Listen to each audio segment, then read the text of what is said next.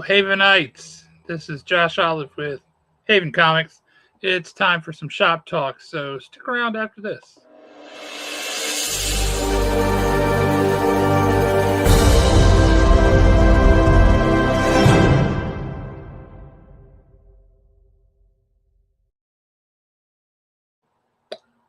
Glad to see you stuck around. We appreciate that. It's one of our favorite things about you. Speaking of favorite things, we'll go ahead and introduce my favorite co-host. What's up, Alan? I appreciate that, buddy. Before we get started, I do have a public service announcement that will only really and truly apply to people that are in our general area. So this is newsworthy. It is my latest. There are two of them that's so newsworthy. It is my latest addiction. I do have to admit that it has made, for my wide back, thick neck brethren and sisterin out there, it has really tickled all the right places. But Haven's very own Tots, y'all know him, y'all love him. He's floating around. You might be able to see him on a Saturday every once in a while. You'll definitely see him at Free RPG Day. You might think his name is Zachary. Yeah, his name is Zachary, but don't you ever call him Zachary because you're just not that close to him. We are. But his own wife don't even call him Zachary. She calls him Tots. There's only a few that can call him Zachary. His mama when she's mad. Yeah, his mama when she's mad and us. But y'all know our boy has honeybees.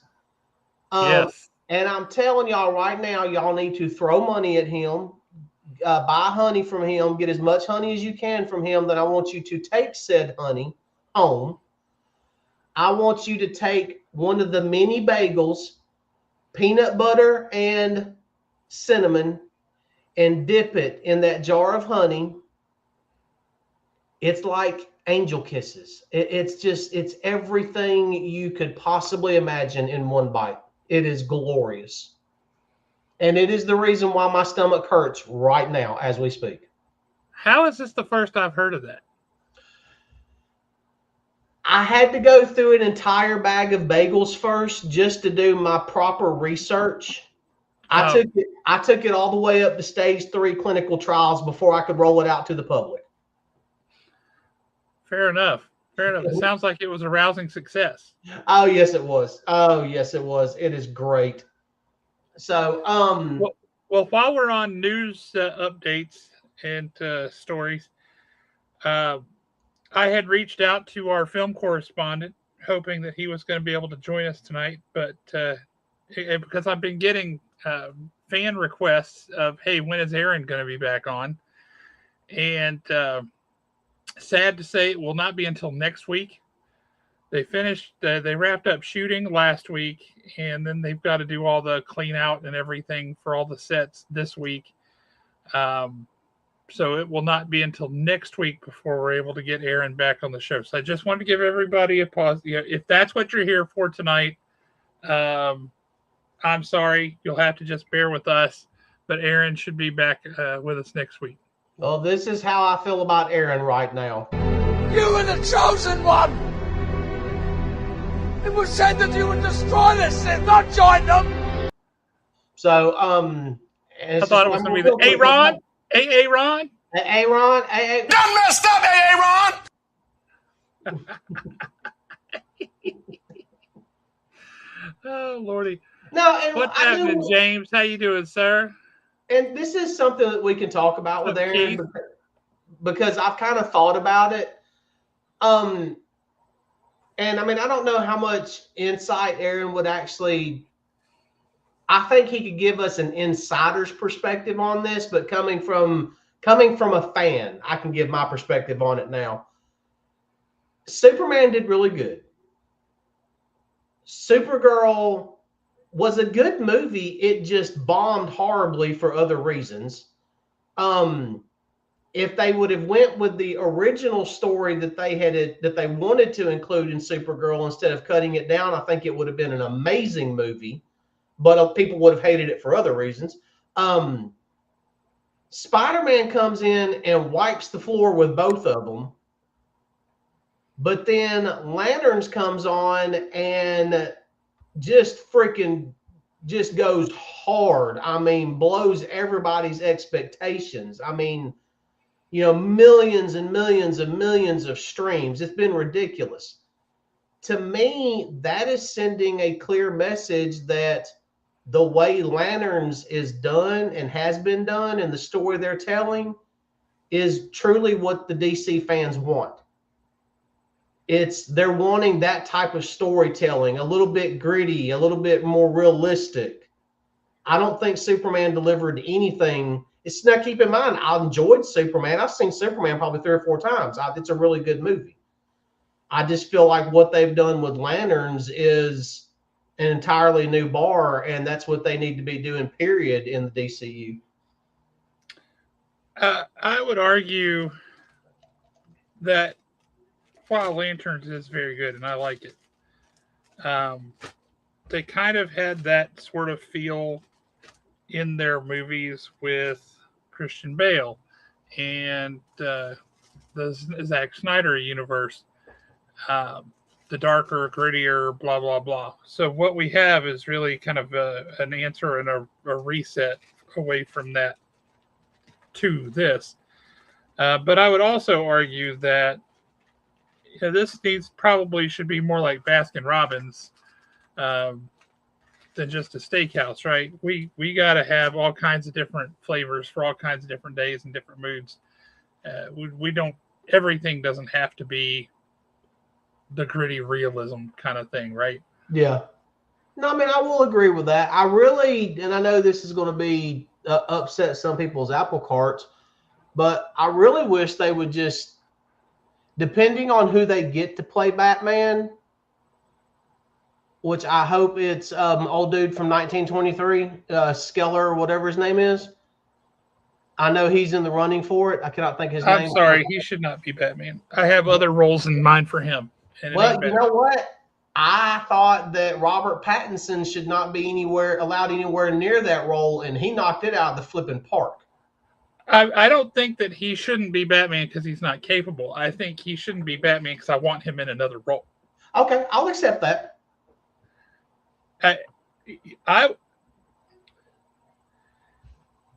I don't want the Indiana Jones franchise to die.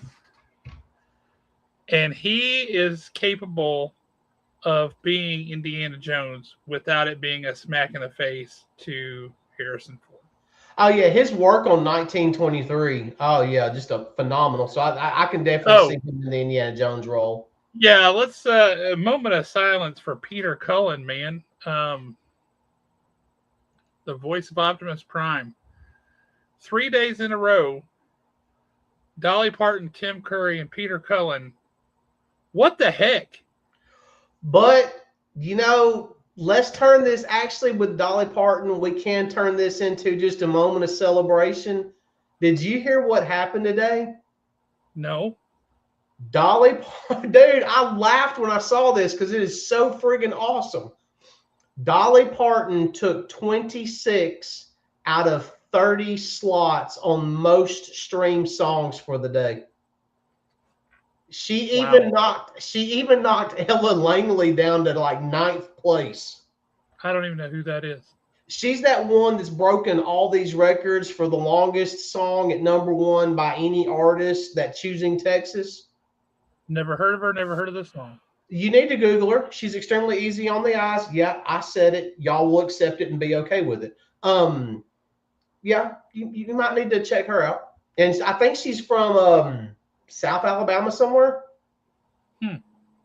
Oh, yeah. She's very talented. So, but yeah, Miss Dolly took 26 of the top 30, which I thought was hysterical. That's awesome and well-deserved. Yep. Well, since we've already kind of brought it up, what did you think of Lanterns episode 2? There was a lot of really interesting stuff in there. John Stewart and that construct that was a bit of a mystery to everybody except for him. He's like, oh, is that not normal? um, with the little bird. That was pretty impressive. I was shocked and surprised to see Sinestro. Didn't think that was going to happen. Well, I knew that he was going to have some type of cameo in the season because of some of the leaks. But I was not expecting him to be pure perfection the way he was. Yeah, no, that was a surprise to me. There is another show that we're not talking about that I feel like we should. And I feel like you probably haven't seen it. Well, before we mention it, I think got one more thing to say about Lanterns episode 2. What's that? And those of you that are watching Lanterns and have been paying attention, you're going to understand exactly what I'm saying. Mark my words, whether we see it or not, Hal's going to get that sheriff.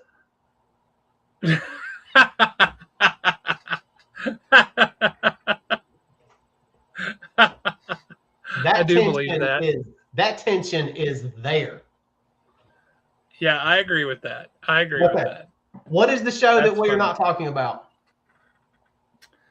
It's a spin-off show. It's the second spin-off show, or actually it's the third. It's the third spin-off show from The Big Bang Theory. And it is Stewart Fails to Save the Universe. Well, you will be happy to know I finished episode 4 the other night, but I have not seen episode 5. Episode 5 is my favorite one so far. See, I ran out of time. That is a really fun show. It is way more fun than it has any right to be. It's stupid fun. It is. Just them bopping from one universe to the next is way funnier than it has any right to be. And the 3 characters, or the 4 characters, I guess, that are traveling, like, they don't fit together well at all, and yet they somehow are perfect. It's great. And all the cameos from people from the original show have been superb. I mean, just absolutely fantastic. I love that if you watch the credits, they're different every time. Oh, yeah. And then when it pops up the logo for Stewart Fails to Save the Universe, they tell you the spoiler in the logo. Yes. I think that's funny. I also love the theme song. The theme song is fantastic. It's just like something out of the 1980s. Yeah, see, I was never that big, because I love The Big Bang Theory, but I was never that big of a fan of Bert in The Big Bang Theory. Oh, I love Bert. But I love Bert in this. Bert is great in this.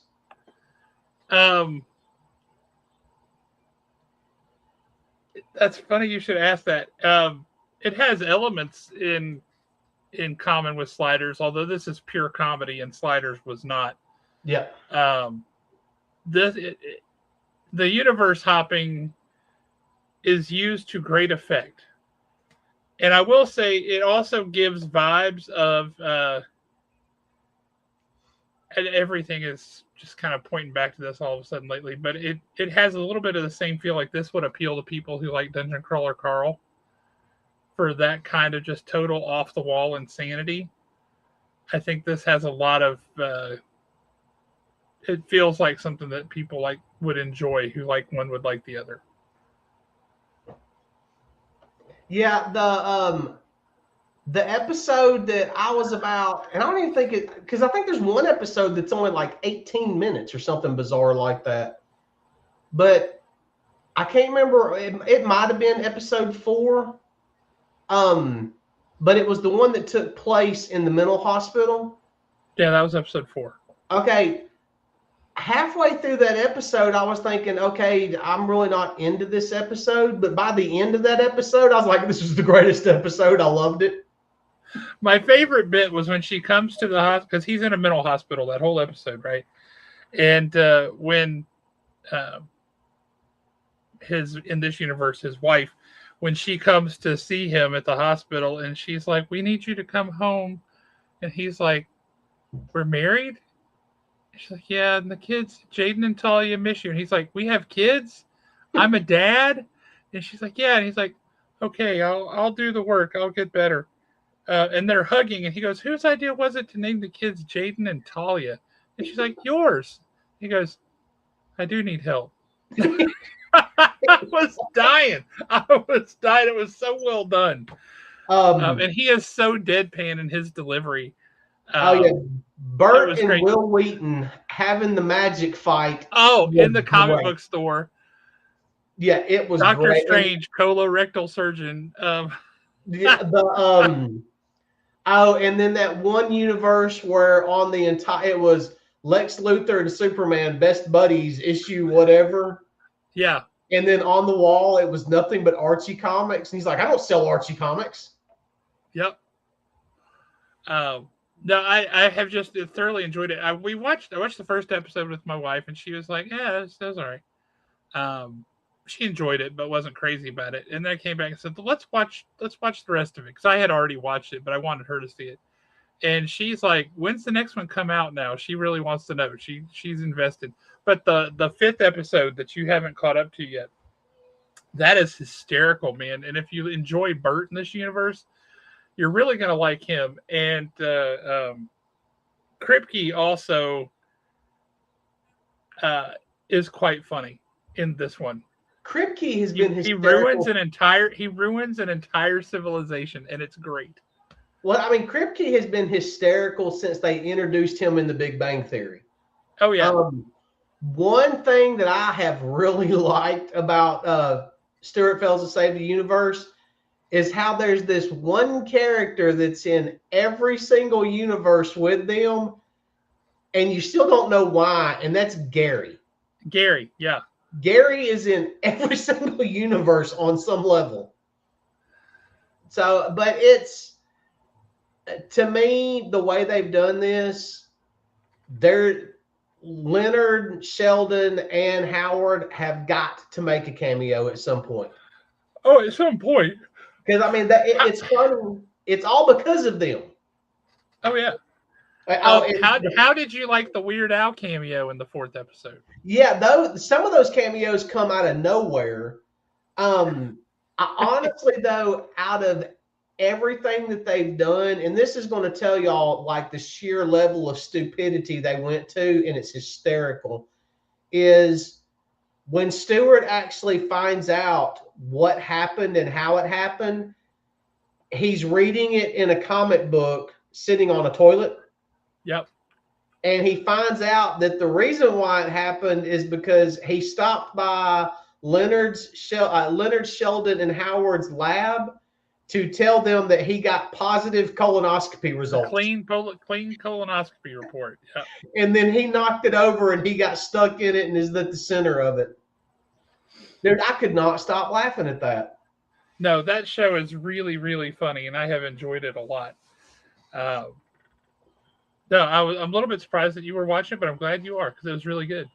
Yeah, because Sunday I sat down and I started watching that, and then I took a break to watch Lanterns, and then I watched the next two episodes because I watched like the first two episodes, watched Lanterns, then watched the next two episodes, and then I have not had time to slow down and watch episode 5. But episode 6 should be tonight, isn't it? Tonight, yeah. Yeah, you're going to enjoy episode 5. It is quite funny. Now, we did, and I know we're like way off the topic of comic books, but that's okay. You got to do this every once in a while.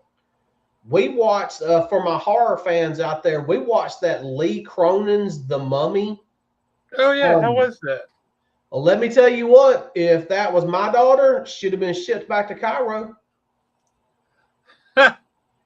No, that's that entire situation is going to take Jesus and heavy artillery. It was bad. And that girl that played her in it is a phenomenal actress because she creeped me out for that entire movie. Huh. The whole premise is it's an American family living in Cairo, Egypt. The father is he's a journalist. They're getting ready to come back home. They know they're either going to Albuquerque, New Mexico, or they're going to New York, but they don't know which. They're waiting on a phone call. And during the process, their daughter gets kidnapped. The The authorities think that the father had something to do with it. They couldn't prove anything. And then it jumps 8 years later, and the original detective I think she had just become a detective in Cairo, or she was in the process of moving to that unit.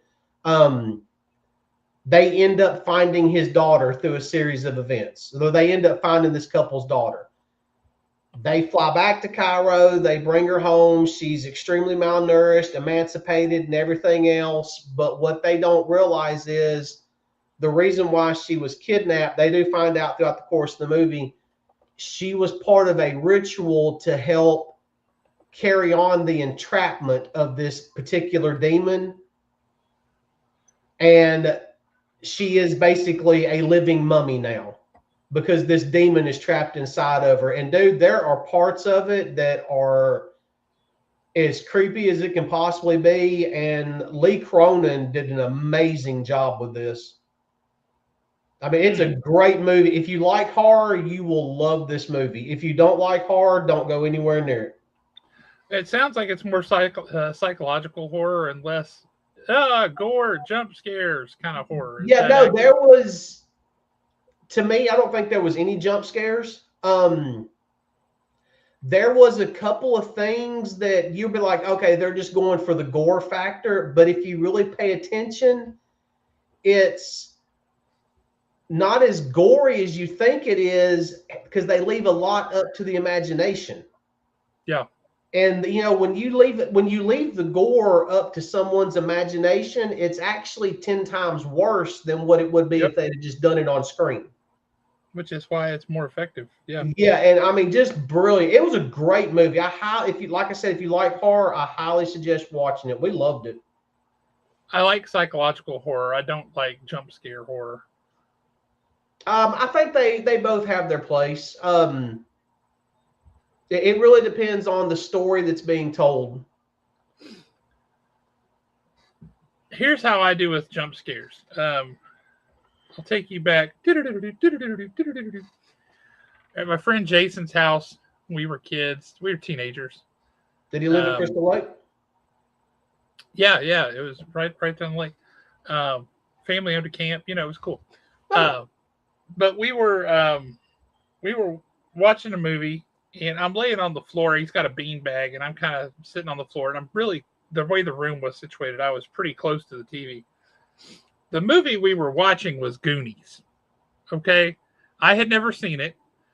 And so we're watching Goonies, and the scene where they had just discovered the tunnels and the caves and all that stuff, and they move the rock, and all the bats come flying out.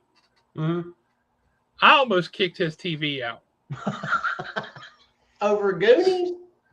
It wasn't that I was scared; it just startled me. Right? I was just like, ah! I almost kicked the TV out. Yeah, I think that when you go with something like Jason, Michael, and Freddy, that's jump scares. There should be a couple of good jump scares in there. But with something like this new Mummy movie, or even Hellraiser, different stuff like that. Oh yeah, you're right. Emancipated. Let me do this. That word right there. Emaciated. Emaciated. Yep. There should be. Emaciated is all skinny and frail and eaten away, wasted. Emancipated is she's free from her parents. Yeah. But movies like what I just described is definitely psychological. There are certain movies that, if you go in to say Return to the Living Dead or something, to me, get ready for the jump scare. That's the reason why I'm watching that. That's fair. One other thing, while we're on like our fifth tangent off of a tangent. If you haven't done this lately, Alan, I'm going to recommend that you go to Amazon, go to Prime, log in, and then glory in the 1980s goodness that is Airwolf. Oh, yeah. It is great. I'll have to check it out. Oh my gosh, it is so great. It holds up better than you would think in some respects. the helicopter still just looks cool as all get out. I mean, that helicopter is incredible. There are some things that you're like, seriously, how? Like, how do these people hide this helicopter like in a cave in the desert when you can see their car tires? They drive there. And like, doesn't the government have satellites? They can just look down and that's where they go. Must be it, and go get the helicopter. But no, it's a mystery. They know. Whoa, where do they keep the helicopter? But here's a couple of little things. I had totally forgotten that sometimes when that helicopter like kicks into gear and just like pulls some maneuver, they use it sounds like the exact same sound effect as the TIE fighters. Mm-hmm. When they go screaming through space. That's hilarious to me. Like the TIE fighter helicopter is great. The thing that's just a case of, oh yeah, they had a budget and that was it, is no matter where they are, they take Airwolf to Alaska, they take Airwolf to Finland, to Russia, wherever they are, all of the terrain is the American Southwest with mesas and buttes and things like that. Sometimes they have snow on them, but it's mesas and buttes. And no matter where they go, it's the American Southwest. And that is also amusing to me. I'll have to, believe it or not, The Adventures of Superman with George Reeves, it comes on every Sunday morning. And I think as of right now, I've recorded 95 episodes. And I really need to start watching that and get some of it off of the DVR.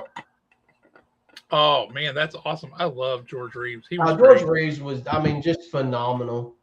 One last thing, and then we'll talk some comic books. So I have started, there's an author named Jay Kristoff. He is Australian.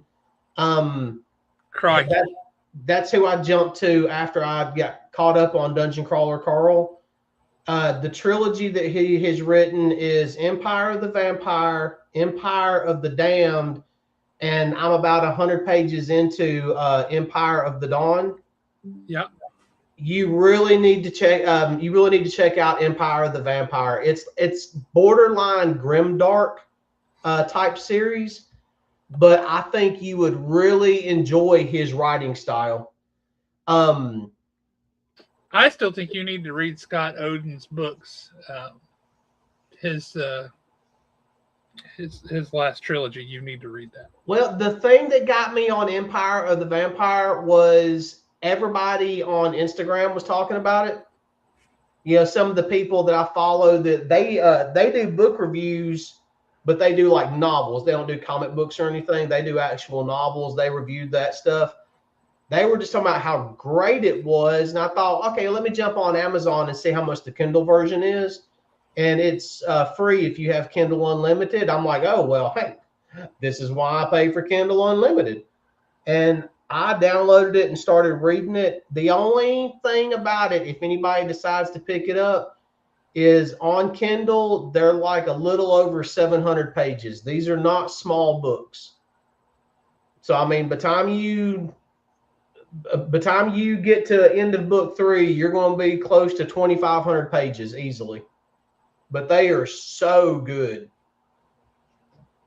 I'll have to check that out. It's one of those that you could picture it being like a Netflix or Amazon series very easily. Got it. Let's talk some comic books. Let's talk some comic books right quick. I'm going to speed through a couple of these because we're so far down the rabbit hole on a couple of them, I can't even recommend you pick them up. We're at the point where it's like, just wait till the trade comes out. But starting off, Darkness, issue number 7. I think we've only got a couple more issues left, and this will be rounding that out. We've gotten to the point where, yes, it's a little wordy. There is a little dialogue, but it's forgivable because there's a ton of action and a whole lot of, let's say, smiting going on. Tons and tons of smiting. But it's still fun. Mark Silvestri, you know, Who? Silvestri, how do you say his name? Silvestri. Silvestri. Yeah. Yes, Jackie, that is it. Jackie is friggin' awesome in this book. That is Jackie screaming right there, the guy. So I hope everything works out for old boy. Another one that I fell in love with the first issue. This one was awesome also, but I don't like the way that it ended. It was almost like it, on a limited run, you kind of want every issue to be a mini cliffhanger. And this one just didn't, the ending of it just didn't make me go, oh crap, I've got to have the next issue, even though I've got to have the next issue. I kind of wanted a little something more out of the ending, and that was Dead Acre 2. But it's been really fun. In a way, it kind of puts me in the mindset of Carter Slade Ghost Rider, just without the flamings and all that stuff. Another one that it was a good story. It has now come to an end. We will move on to the next arc, which will probably come out in a month, 2, maybe 3, just because of the way they've been doing this book. It was 5 issues. It really and truly could have been, oh, what's going on here? Can you see me at all? No. Well, I mean, I can see you, but you're just frozen. Now you're gone. Well, I mean, I've got nothing but a black screen here. Well, that's all you are now. But you can hear me just fine. That is bizarre. Yeah, you have, you're gone. Now your image is back in the lower corner, but not in the display. I don't even see myself on. That is Well, so you need weird. to log out and log back in, see if we can't fix that. Yeah, I'm going to give it a try right quick. I'll be right back. While you do, I'm going to talk about a comic that I want to talk about. So, friends, I want to talk to you guys about this comic book right here, The Last Driver by Sean Gordon Murphy. This book is really cool for a couple of reasons. One, it's a super fun read. 2, it doesn't actually read like this. It reads like this. So it's it opens long ways, like so. It's Sean Gordon Murphy. So the artwork has its own flavor, but it's a really cool flavor. I really like it. It's an interesting story. It is set in the pseudo near future, a little bit further out. The premise is it's no longer legal to drive your own car because computers are so much safer. And they've got this thing called the grid, and big rich people like your mega billionaires and such all live in cities, and your po folks all lives out in the desert, and that kind of thing. He is the last guy left alive, really. There's a couple others, maybe. They hint at that. But the last guy left alive who knows how to drive a car. Like, doesn't have to have a computer do it for him. And so he's a smuggler, and he helps do this stuff. But he's an older guy. The premise of this, he's essentially got 4 hours to get somebody across town for a heart transplant. And the towns are massive, huge megalopolises kind of things. But he has 4 hours to get him across town. I'm going to see if I can't show you a picture. I mean, this is the art.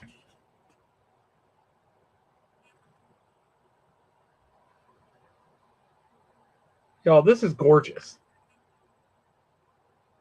I strongly recommend, if you like a fun story, I strongly recommend you pick up The Last Driver. Really, really good book. That is some good stuff. Yeah, James, that's a fair reaction because it is gorgeous. Beautiful, beautiful book. Alan is back. Gave us just exactly enough time to talk about The Last Driver. Here's the back cover, by the way. The back cover is also super cool. Yeah, I'll have to check that. That kind of looks like the coyote from Hardcastle and McCormick.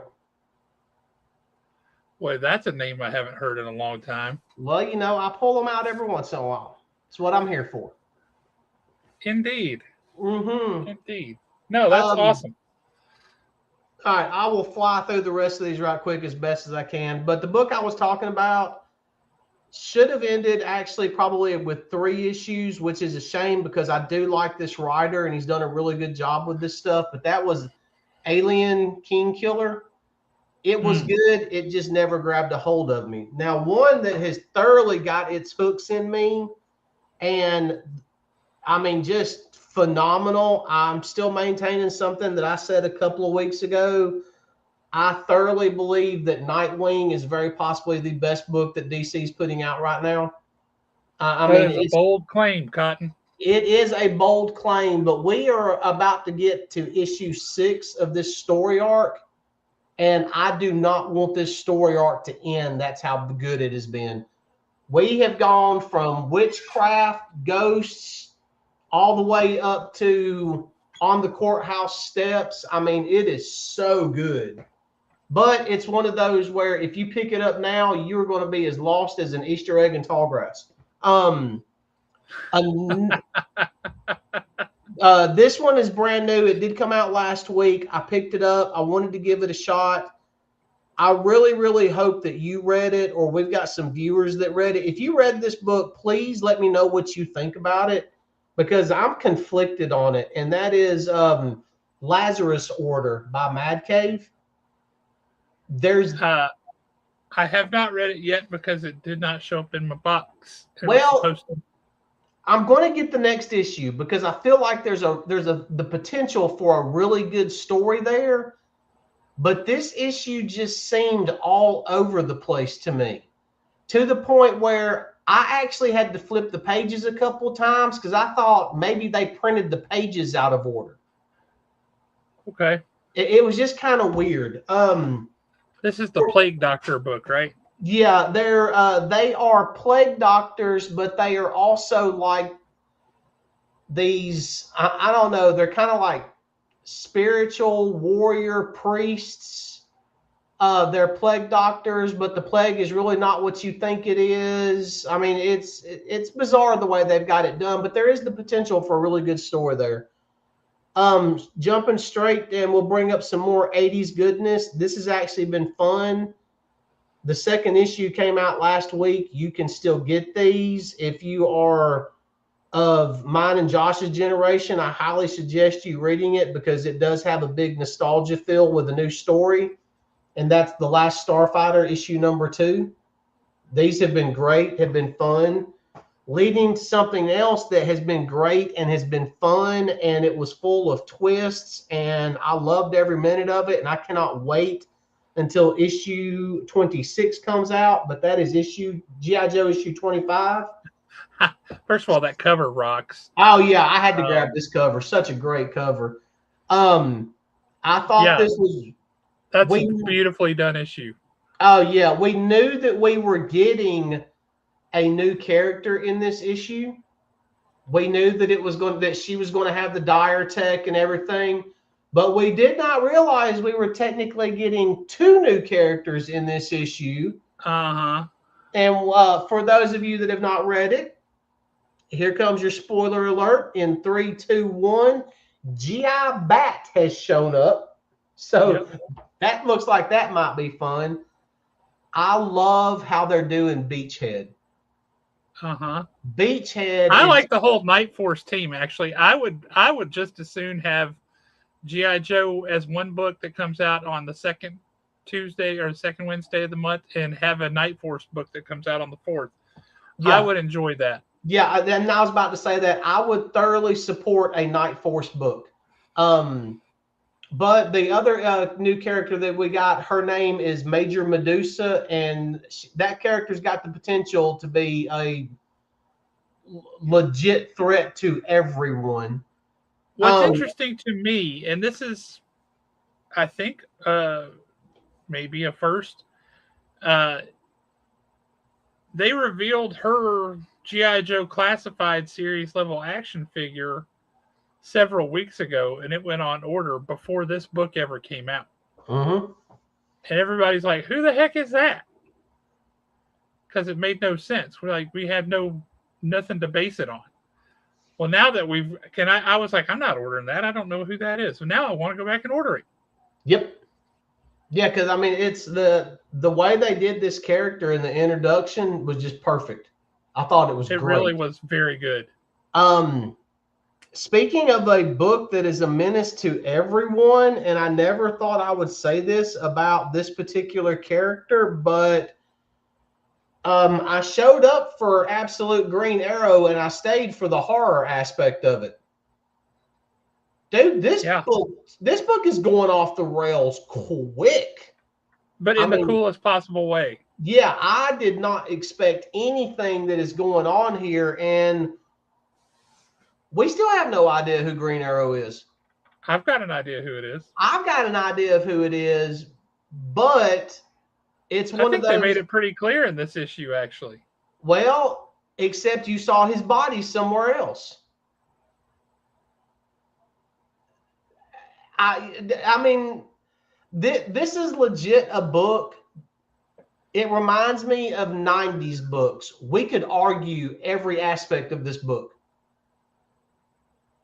It is just that good.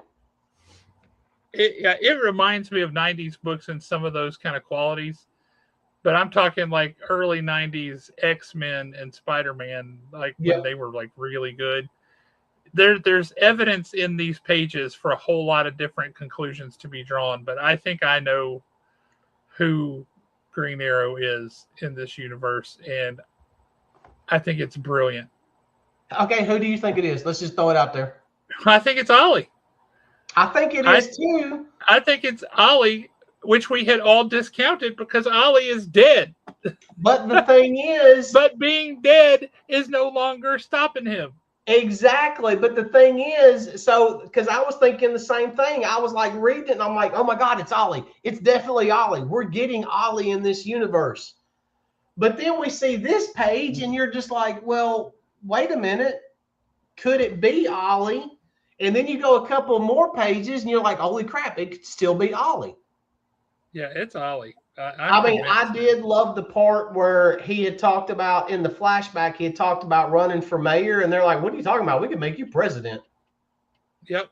I thought that was great. Another one that's been really fun, and I think is kind of flying underneath the radar a little bit, and that has been Absolute Flash. It's been another fun one. I don't know how sales are going nationwide on this.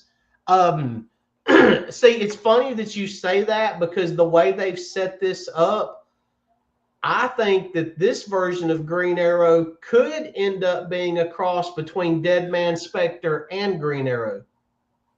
It certainly has that possibility. We talked about Spectre before, and the fact that Spectre, if you remember the early stages of All In, one of the things that made the whole Absolute Universe happen was Darkseid, who is this force of nature, merged consciousnesses and spirits with Spectre. Right? Do you remember that? Yep. And then we hadn't heard hide nor hair of him since. And then Darkseid hasn't seemed to be quite so omnipotent since then. And I have seen some fan theories that say that Spectre has ejected himself from the Darkseid mashup. And there is a chance Spectre could be in that body with Oliver Queen. Yeah, because, and if you look at it, that I believe that the first time that idea really and truly came about as making Oliver Queen Spectre was from the TV show Arrow.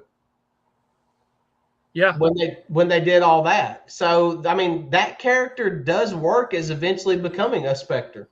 It's fascinating stuff. And what a good book. And that whole laboratory with all that nastiness in there, the dude who was just like a skin suit. I love the fact that he was referred to as their Dr. Moreau. Yeah. That was great. That was a nice touch in the writing. Yeah, there was some truly awful stuff in there, but Absolute Solomon Grundy ain't no joke. Oh, no.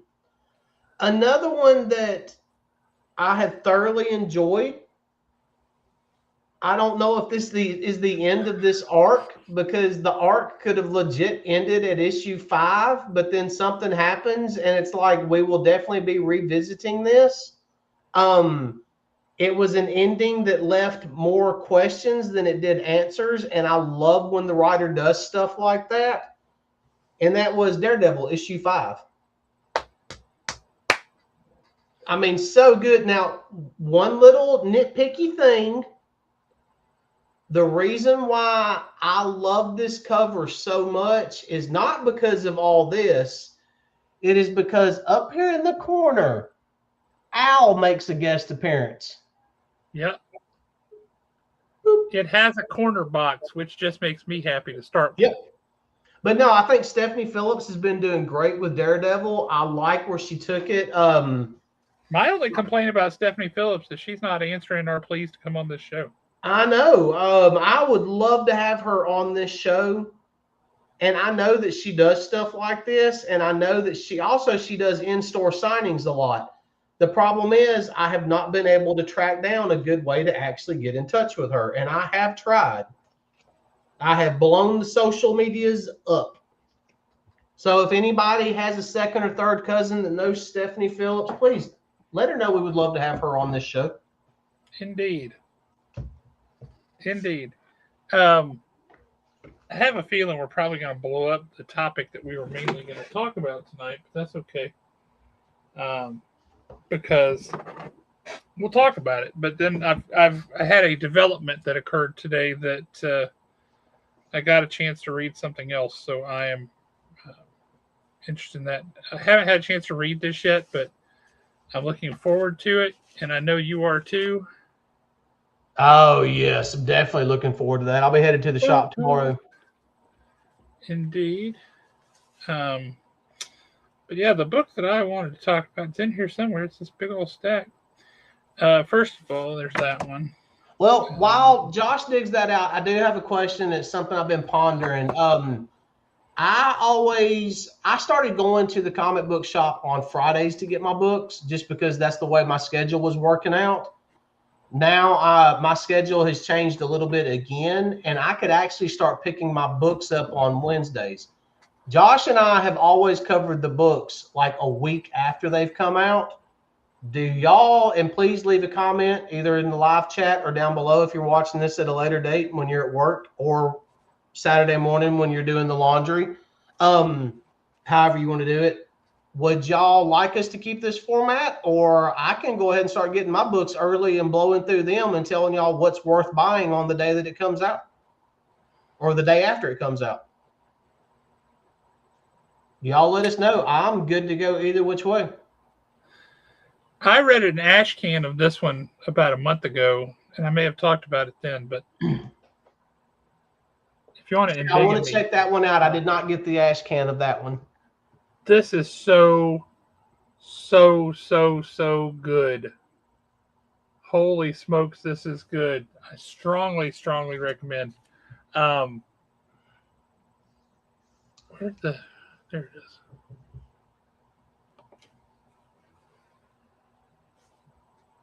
The story is by Rick Remender. The art is by Steve Epting. And Steve Epting is a national treasure, people. This is what the inside art looks like, too. The same guy did this cover, did the inside art. This is what it looks like. When a guy gets called in to do to be a getaway driver for a bank job in a tiny no-name town, and it turns out the bank in that town is guarding this super top secret occult item, and now he's got it. It's a cool setup. It's a cool story. It's that thing on his arm, if you can't tell. What a story. This is beautiful. A phenomenal book. Strongly recommend. If you liked, and I think this is really maybe one of the first books that has felt like an honest to God Vertigo book since they brought Vertigo back. But The Black Tower, The Raven Conspiracy. Mm-hmm. It's written by Ram V. And so if you've read his Detective Run, you've read his Swamp Thing, you know the kind of stories that he tells. They're not linear. You don't just go from A to B to C and follow the plot train. It's kind of skips around and it's all over the place. And then you eventually see he like draws that thread together and the whole thing just comes sweeping back into a picture. And you're like, holy smokes, that was awesome. This is that. This feels like an old school Vertigo book. Specifically, it has a vibe very similar to when Paul Jenkins was writing Hellblazer. Oh, cool. Was writing Constantine. It's not that. It's a different world, all that, but it has the same kind of vibe to it. It's got a sense of place. It has a sense that there's very clearly these supernatural elements that are happening. I mean, that's not a secret. But the way that it all comes together and the way that they put together, it has also got a little bit of an element of what was that movie? The Kingsman. Oh, okay. Where they take the kid and they like put him like you test him because he shows promise. It's all this dark supernatural stuff, but it has this tiny, tiny little element of the Kingsman in it that has that sort of feel to it. If a complex story, and I'm going to tell you, there's a lot of words in here, and this is, again, not a linear story.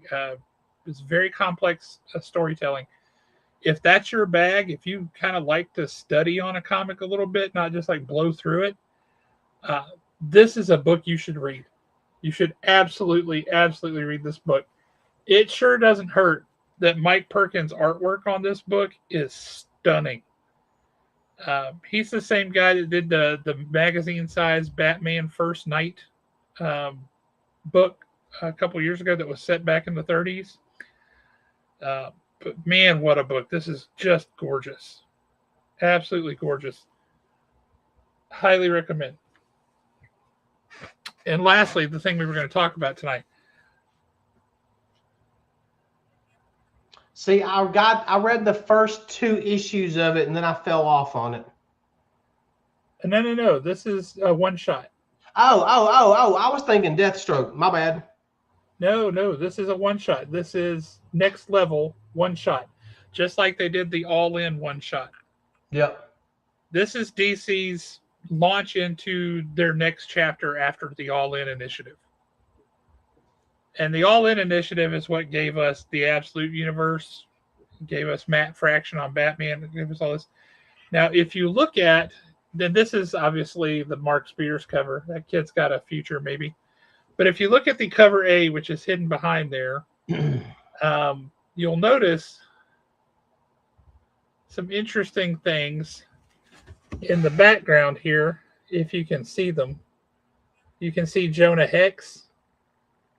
You see characters from Doom Patrol. Mm-hmm. You see characters. You see Etrigan. You see characters that are going to feature in this next chapter. I have never been a big fan of Deadshot, honestly. But I think that could be because I've never read a good story about Deadshot. Jerry Duggan writes a really good story about Deadshot. It's really good. And all these people he's fighting, there's somebody is like running amok with clones. And he's fighting all these clones. And these clones are nasty. Well, turns out some of these clones look like this. Oh, no, that's cool looking. Some of these clones are the Trinity. Wonder Woman flat out looks evil. Well, they are evil. Superman, for example, has no eyes.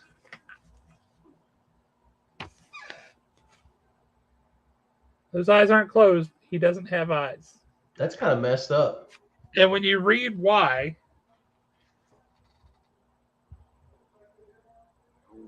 he says this. He says, I was born 3 weeks and 2 days ago. I've come to understand I was born without eyes because previous iterations of me with complete bodies were too dangerous. Evidently, they had the ability to see through walls and start fires by staring really hard at something. So they developed his clone without eyes. No, I didn't. And then there's something disgusting that happens after that. But boy, does it sure set the stage. And so the next level books are Legion of Superheroes, Doom Patrol, Jonah Hex, Demon, Teen Titans. See, and I want to see how they do an updated modern Demon, because that's all I've always thought that was a cool character. I've never liked him, honestly, and I feel kind of bad about it, but I've never liked him. I've always thought he was kind of goofy. But clearly our subscribers at the shop feel differently because out of everybody on the sign-up sheet, that book has the most excitement for it and the highest number of people subscribe to it. Okay, good. But my question is this. Is this going to continue DC's rise up? Or is this going to be a stumbling block for them? I think it's going to continue, and here's the reason being. Deathstroke, I believe, is what was actually the first book of the next level to come out.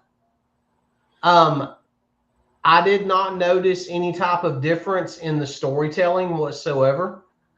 There was just like some minor things changed around. DC has been building what they've been doing. They've been building this for easily 3 to 4 years now, maybe even closer to 5. They have definitely got a winning formula, and I do not see them straying too far from that formula. Oh crap, where did it really and truly start? What was that phase? Rebirth. It all really and truly started with Rebirth, and then they stopped with the whole renumbering and everything, and then they started drawing the stories back in, making the universe a little more, a little bit, making the main continuity a little bit tighter. They would bring it together with better stories, and they just slowly built over time. I wish I knew what we were talking about when Kellyson made that comment. That comment is hilarious. Actually, I kind of thought that they used the same thing that they used to shackle Elsa in Frozen. But where was I going with that? Oh, the MCU, the reason why that works so much is because they took their time and they built over 10 years to get to the big pinnacle moment. DC literally took that movie formula and applied it to their comic books. They took the time to redo everything, to slowly integrate it. They brought in people like Joshua Williamson is phenomenal about dropping a nugget and then that nugget paying off a year later somewhere else. People would be surprised at some of the books that these major stories actually started in, all because he dropped a little bit of a nugget in there. So I don't think this is going to be a stumbling block at all. I think it's going to be a way to put some new books on the shelves that we hadn't seen in a while. Maybe revamp a couple of the C and D list characters. Well, see, that's where I think it's risky, because the books that they're putting forward as their next level, Legion of Superheroes, hasn't been popular in years. I mean, Bendis tried to resurrect it, and that was a colossal failure. Doom Patrol, the last time that was really popular was in the 90s during the Vertigo era with Grant Morrison. Teen Titans, this particular group of Teen Titans, totally new, untested. Who are these kids?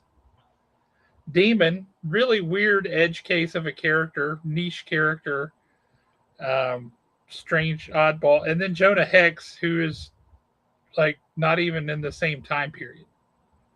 See, I think these are the perfect books to do it to, because if they stick with the formula with the way they did that Green Arrow run, that Green Arrow run was only supposed to be 12 issues that turned into what, 35. So if they've got these set up, say if Demon is only 6 to 10 to maybe 12 issues, they can wrap it up, decent sales, it's over with. But if Demon takes off, they just keep extending. Do the same thing with Doom Patrol, Legion, Jonah Hex. If it takes off, just keep extending. If not, hey, you've put your story arc out, you're good to go. We'll call it quits and move on to the next. Yeah, I just found it really interesting that those were the books that they chose. And it wasn't just like one or two kind of edge case books. It was all of them are edge case books. And I mean, I'm really hoping that Vertigo book that you showed, I hope it's a return to the true Vertigo form. I mean, I love the original Vertigo. No doubt. I kind of would like to see Jonah Hex as a Vertigo book. You know what I mean? Oh, yeah. I'm in the mood for a Western. I could go for Jonah Hex, but I would love to see it as a Vertigo book. Yeah, I think that character definitely works as a Vertigo book. Honestly, Etrigan works as a Vertigo book if they did it properly. For sure. Yeah. So, but yeah, I would have no issues with that whatsoever. Like I said, out of all those books, though, the Demon is the only one I really want to check out. Well, Jeff Lemire is writing Legion of Superheroes. And after what he just did with Fury of Firestorm, yeah, I'm going to give him a shot. I've never liked Legion of Superheroes. I have a hard time with characters named things like Lightning Lad. That's just hard for me to get behind. And don't know to if I be was honest with you, or what, but and I mean, I know we could just say this is petty on my part. It was hard to get behind characters that were like 3 billion years in the future. Yeah.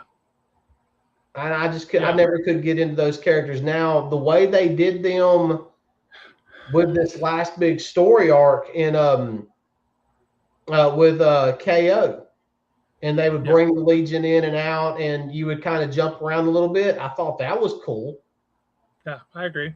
But like you said, though, at the same time, I've got this big bad guy that's literally just yapping heroes left and right. And at the end of the day, his name is Lightning Lad.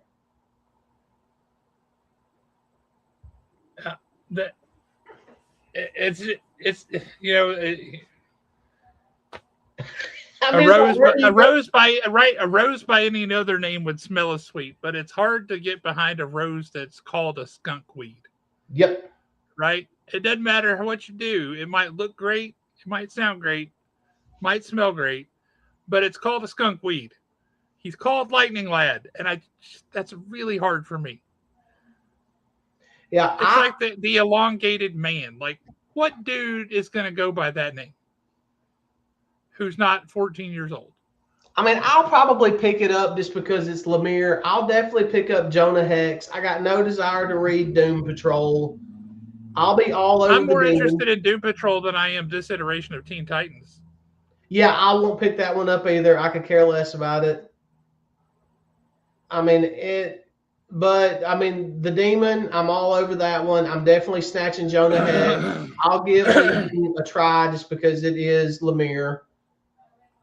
But I mean, we'll just have to see. But I mean, that next level, I mean, when you look at it, all they're really and truly doing is they're giving the next level down a shot to see how they'll do with that. I don't see that is not how I thought of. That's certainly not how they intend you to read the next level. They intend you to read it as a step up. Yeah, and saying I'm sorry, but Legion of Superheroes will never be on the same level as Justice League. No. I mean, Jonah Hex, the Demon, all that stuff, as much as I like those characters, I don't even know if I could put Jonah Hex on the same level as the Question. You know? Well, so, he just doesn't belong. He's in a different world, man. He just doesn't even exist in that world. Unless they do something with him like they did with Gunslinger Spawn, and that is bring him out of his world and into this one. which I would not be interested in reading. And That's not what I want to read. I agree with you. I would not be interested in that. I mean, if you flip over to Marvel, who wants to see Slade Wilson on a motorcycle? We want to see him on a horseback. Yeah. So, or Carter Slade. Sorry, I said Slade Wilson. Thank you. I knew who you meant. Yeah. But I mean, quite honestly, the most important book of the summer should have come out this week.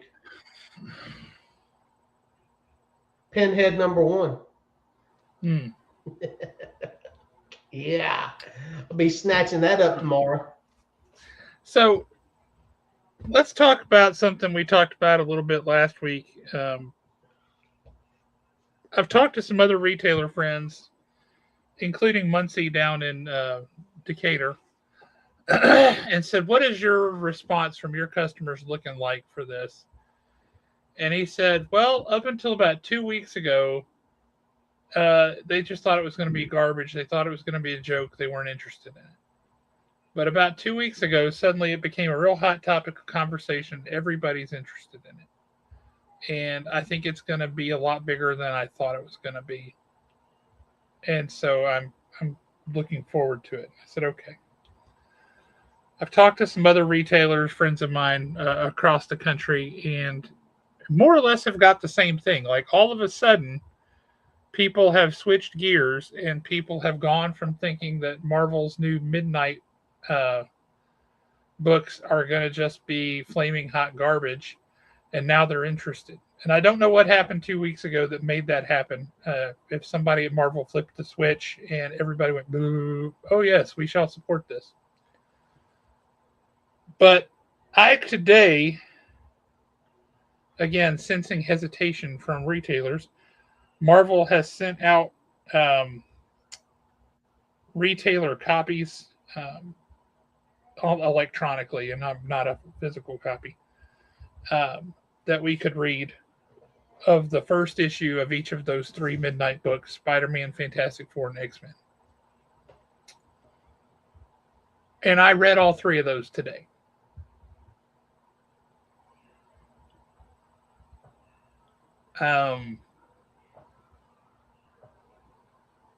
They were better than I expected.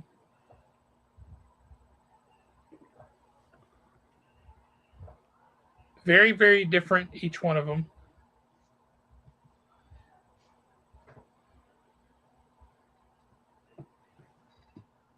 I will say the cover art that you see does not match the interiors in any way, shape, fashion, or form. Worse or better? It depends. The Spider-Man book, the cover art looks like Clayton Crane. The inside is pure manga. Yeah, we'll be skipping that one then. You like manga. Yeah, but I like... you know what? Here's always been my thing. As long as the art fits the story. It could be stick figures, but if it fits the story, I'm good with it. So does this manga art fit this Spider-Man story? Well, I'm not the right person to ask because I can't think of any scenario in which I think that manga art is the right way to tell a Spider-Man story. That's just probably a personal failing on my part. And see, and I don't really a lack of imagination. I don't really like manga art with books that I've grown up with. If it's going to be manga art, I want it to be new stories of a different genre. I don't need to see Spider-Man run around doing this. I mean, I don't care. I will say the Spider-Man book, the manga art was off-putting to me. I don't think other people have the same heartburn with it that I have. I realize, again, it's probably a personal failing of mine. So I don't think other people have the same heartburn with it that I have. It's clear that they're trying to capture the kind of manga-inspired influence that Absolute Batman has, where it's there on Absolute Batman, but not to the point where it really bothers me most of the time. Sometimes when he turns his head and he's just got this weird little pinched nose. Yeah. And he looks like he's 7 years old on top of this massive body. That bothers the ever-loving crap out of me, Nick Dragotta. It really does. It like legit bothers me. Um, this story,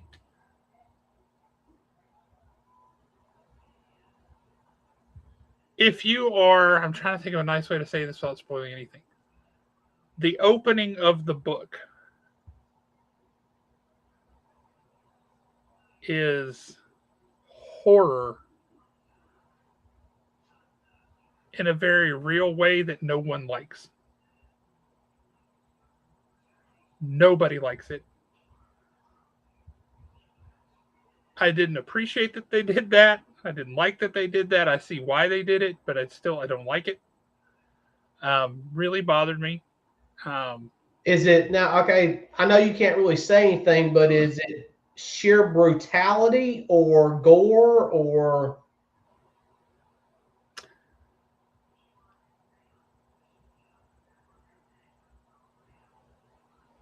it involves a pet. Gotcha. You just don't do that. Gotcha. There's other ways to show this stuff. You didn't have to do that. And it's awful. Again, I can understand some of the rationale behind it. He fits it in the story, whatever. Um,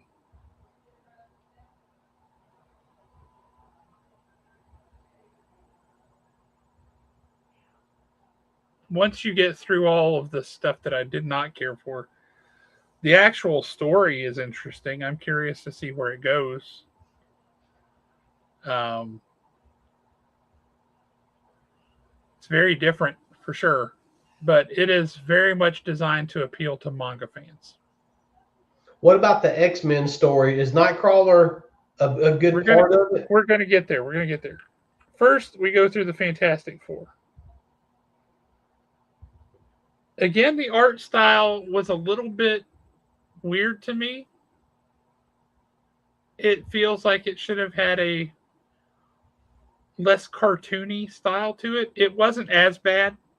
And there were moments where it looked more like what I was expecting. But there were bits of it where I'm having a hard time with the cartooniness of this.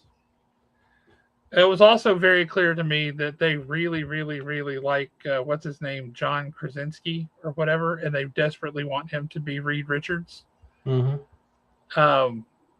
that's clearly who they're drawing as Reed Richards in this book. As far as origin stories go for the Fantastic Four, boy, is this a very different setup. Very, very, very, very different setup. Oh, so they're going for all new origins and everything then. Oh, yeah. Did they do that with Spider-Man? Yeah. His is more similar. Yeah. And they haven't even really fully gotten there yet in the first issue. But for the Fantastic Four, who they are and the way they come together is very different. And the circumstances are very, very different.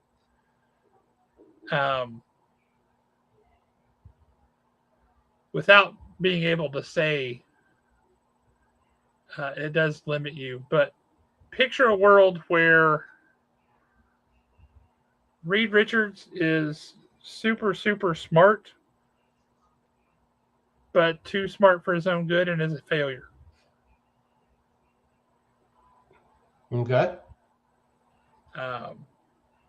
And that's where the book starts, really. Was very interesting. Likely to continue to check that one out. X-Men Midnight. That art style most closely sticks to what we've seen in the preview art. Thank God. For me, it was shockingly the best of the three books.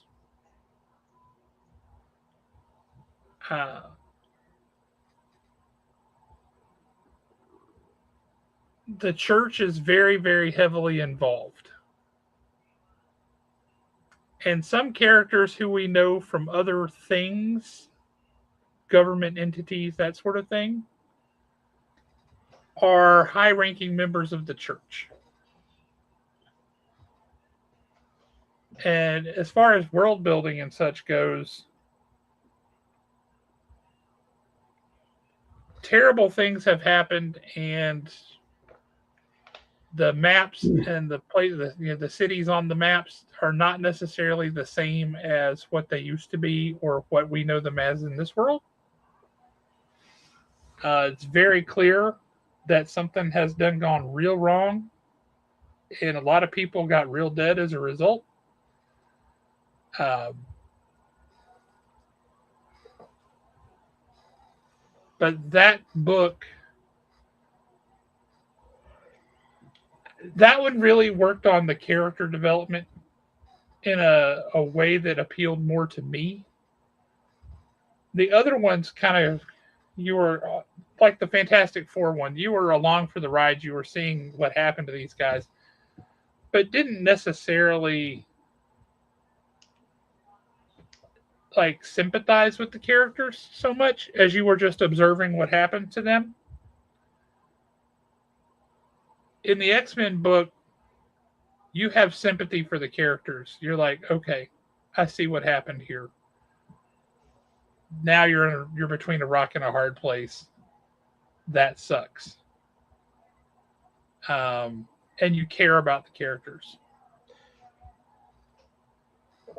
So Now, yeah, I can't give a lot of details because I'm sworn to secrecy, but I don't know if I've given you enough to be interested or to ask questions or what your level of curiosity has been piqued. But yeah, I've got 2 questions on the X-Men book because I didn't, with what all I saw, and I got that little ash can that they put out at the house, and to be honest with you, I hadn't even looked at it yet. But I really had no desire for Spider-Man or Fantastic Four because I don't think those characters belong in a universe like this. Well, one thing I did not mention about Fantastic Four is the horror in the Fantastic Four. Yep. Is straight up Cthulhu horror. Okay. Well, one thing. So my first question it'll be the easiest one to answer. When you say the church, are we referring to what we would consider the Roman Catholic Church, or are you referring to a church that they have built up for this story?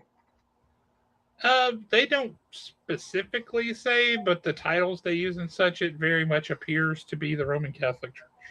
Okay, and then the next question, in some of the like promotional stuff, you see Nightcrawler. Is Nightcrawler a predominant character in this X-Men?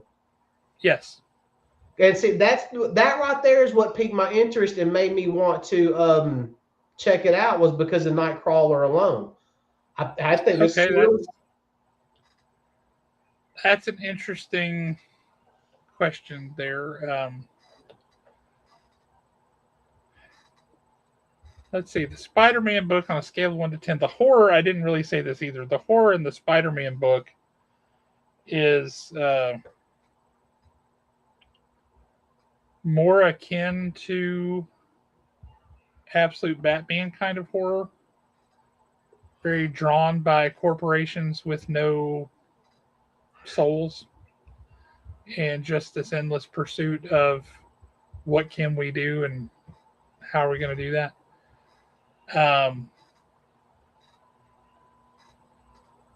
The Spider-Man book for me is it's a 5. It's right in the middle. And a large part of that is the manga artwork. It wasn't manga inspired so much as it's mostly manga with a little bit of Western influence. And that for me, just not my favorite. It's a 5, maybe a 6. Mostly, I think a 5. The Fantastic Four book on a scale of 1 to 10. It got me interested. But like I said earlier, I kind of feel like a passive observer. I don't feel necessarily like emotionally invested. I'd give that a 7.5, maybe an 8. And the X-Men book, scale of 1 to 10, it's a more romantic horror, by which I mean of the romantic period, not hearts and kisses. Yeah. Feels very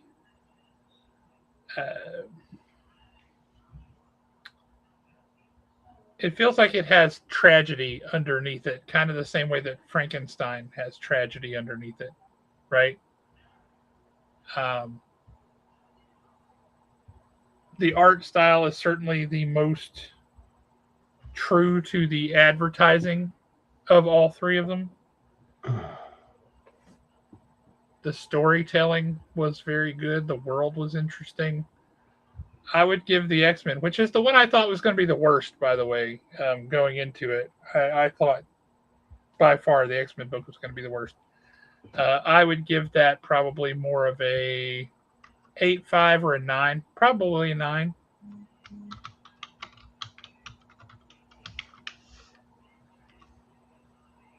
So we'll see. I'm curious to see. Again, I realize I can't say much, and I haven't given away any details at all. But what's y'all's take? Are you more curious? Are you less curious? Do you feel like it's something you want to check out and see what it is and judge for yourself, or are you like, I'm done before it ever starts? Again, this will help me as a retailer at the store. But to throw a comment in, if you're in the live chat now, if you're watching this later, throw a comment in. Let us know what you think, because I'm really curious how this plays to you guys and what your thoughts are. Yeah, I'm curious, but I'm also curious for different reasons. One of the reasons why I'm curious is because of this new editor. Fair. So, because That's this fair. new editor is supposedly was a big comic book fan before this. I definitely want to check out the X-Men just because of the Nightcrawler aspect. And to be honest with you, since Nightcrawler looks really cool too, by the way. It's like clerical priestly garb, but it looks cool. It's well done. And I know that they're supposed to be going against vampires, but we've seen that before. But now that you've thrown in like this Roman Catholic Church scenario, we've got Nightcrawler, a few others, and now we got vampires. We're actually getting right up my alley now. So that's kind of tickling certain spots on me. I really want to read that one right now. Yeah. If Spider-Man and Fantastic Four, Yeah.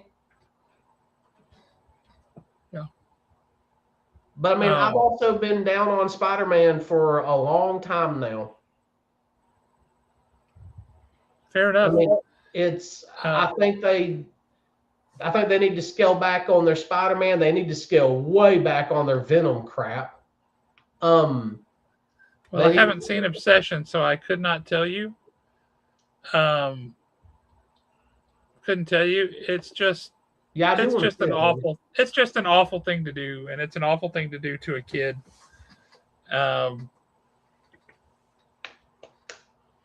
Is it like Harold Ramis level in Ghostbusters 2? Now let's take the puppy away and see what happens.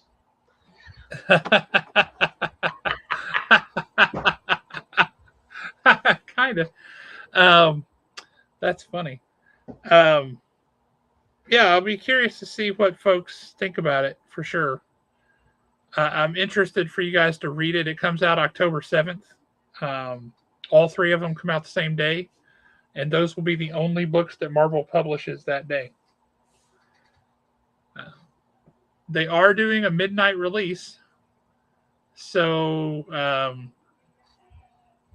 as appropriate, I guess. Let's see if you guys think we should do a midnight release. Would you come out for it on a Tuesday night? That kind of thing.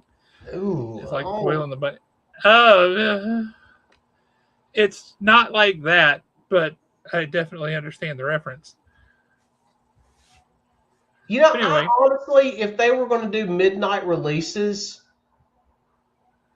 Logistically, this is possible, and if they ever come back and say that they just couldn't do something like this, yes, they can. We all know they can, the way shipping works now.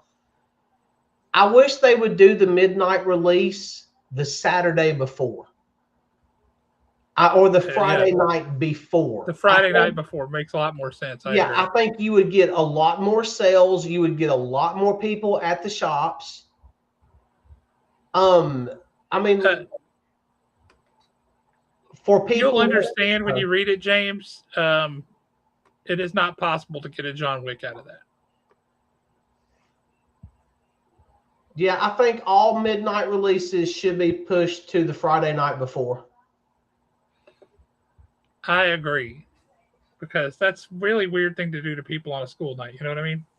Yeah, and I mean, a few years ago when they did that Captain America midnight release. That was on the 4th of July. Yeah, that was on the 4th of July. So that was like cool. That was perfect. Yeah, that was a holiday. Everybody was great. Yeah. But I don't. Yeah, wait till you read it. You'll be super sad. And I mean, at the end of the day, I'm like when it comes to a decision like this, I'm an outsider looking in. I don't see any comic book store anywhere making the money to justify to open up at midnight to sell those 3 books. Maybe if it also, there's a 4th book we can sell at midnight. It's from a different publisher, and I'm not kidding. It is Sabrina the Teenage Witch. Oh, well, now that just changes the whole story. Changes all the calculus, doesn't it? No, I mean, I could see it in a major market, say like New York or LA or someplace. Yeah. But your average comic book store, Asheville, North Carolina, Huntsville, Alabama, I just don't. I see it making a little bit of money, but not enough money to justify doing it. Yeah, I agree. Unless you pulled hey, yeah, we're going to do this midnight release on a Friday night, and guess what?